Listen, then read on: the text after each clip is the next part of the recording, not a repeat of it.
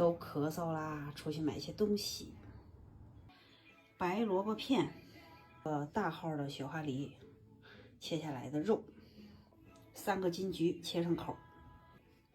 这是手那么大的一个银耳泡出来的，这泡完了有点大。百合和枸杞有就可以放点儿，冰糖、蜂蜜，这回有点底了，倒了点水。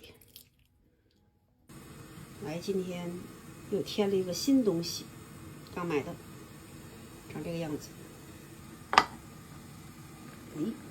看，做好了。